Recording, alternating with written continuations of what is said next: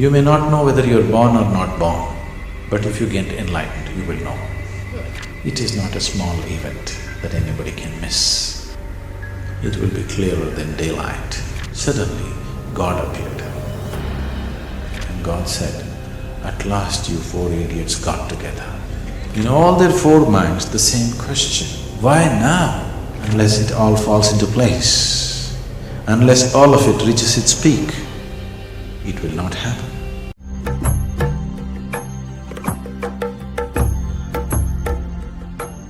This is not something that you do.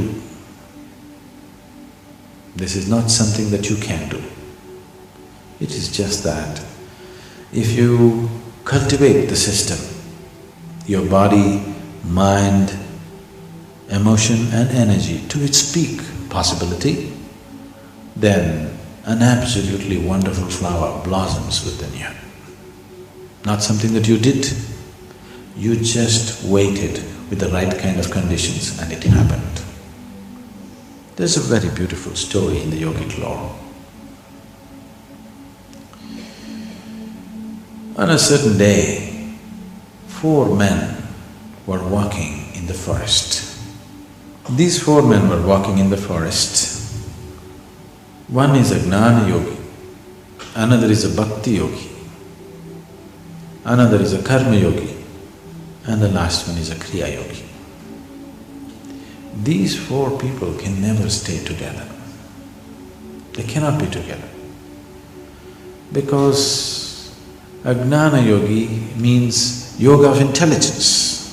He is a man of intellect, great intellect. He has complete disdain for everybody. He thinks everybody is a fool. Especially these bhakti yogis who are doing Ram Ram or whatever, in his mind they look like utter idiots. He can't stand them. Bhakti yogis, people of devotion, they have pity for everybody. Because when God himself is here, you doing all this mental circus and physical circus, it's just stupid, isn't it? Just hold God's hand and walk into heaven. So bhakti yogis have pity for everybody, for all the foolishness that they're doing. Karma yogis think all these other people are just lazy people. Because if you want something to happen, you have to do it. Because they're lazy and unwilling to do what they need to do, they have invented all these other yogas. Because in the world, if anything has to happen, you must do it, right? Action. These are yoga of action, karma. Kriya yogis have utter disdain for everybody because after all, the whole existence is energy. Unless you transform the energy, how will anything change? Where is the possibility? So, these 4 people can never be together, but today they were walking together. Suddenly a thunderstorm broke loose, a rainstorm, rain started lashing from every side. They started running, looking for shelter. The bhakti yogi said, "There is an ancient temple in this direction, let's go there for shelter." He always knows the geography of temples. He won't miss a single temple. So they all trusted him and ran in the direction.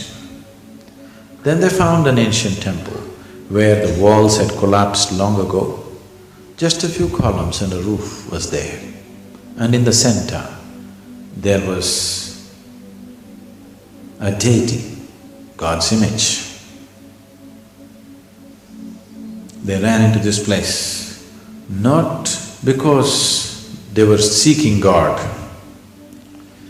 not in any kind of love for God, just to escape the rain. They ran in. And then they stood there for a while. Then they found the rain started lashing from every direction. Wherever they stood or sat, the rain was getting at them. So the only place where they could sit was around the deity. So all four of them just hugged the deity and sat. Not because they have fallen in love with God, simply to escape the rain. Suddenly, God appeared. In all their four minds, the same question, why now? We did so much yoga, we did so much puja, worship and so many things. You didn't come then. Now when we're just escaping the rain, why now? And God said, at last you four idiots got together.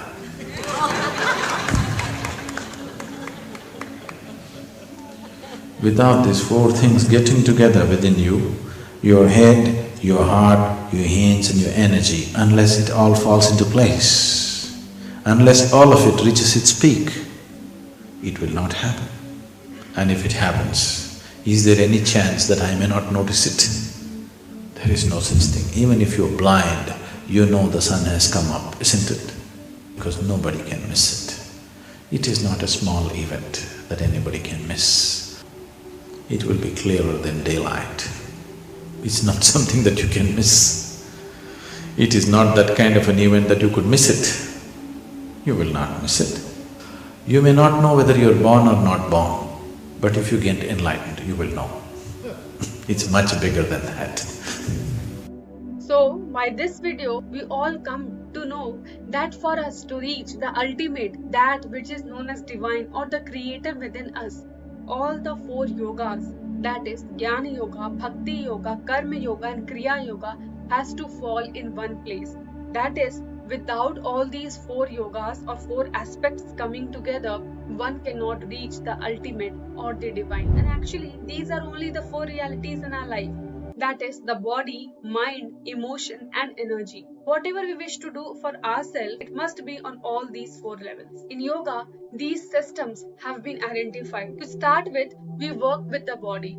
Then we move to the breath and then to the mind and finally to the inner self. Like this, in many steps it has been created. They are only different aspects actually. They are not really different types of yoga. In fact, all of them are addressed at once. So it is very much important that in a very balanced way, all of them are addressed at once as one unit. Otherwise, if we work just with the body, it is only preparatory in nature. So there is actually no division as such, and yoga is the union of all of these. Now, even today, I get surprised when I hear that people think that yoga is some kind of impossible physical postures.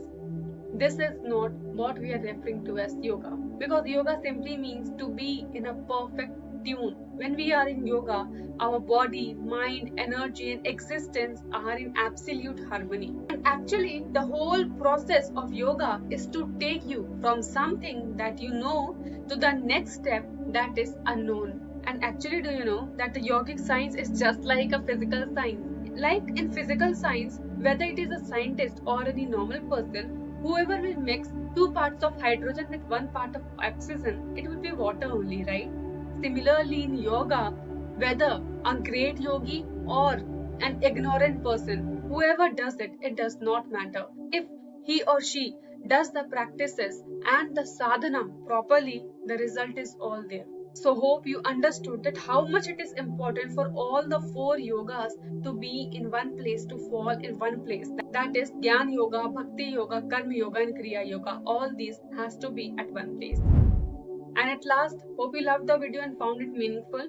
And if yes, do not forget to give it a like, share and subscribe. And up to next, stay safe, healthy, happy and namaskaram.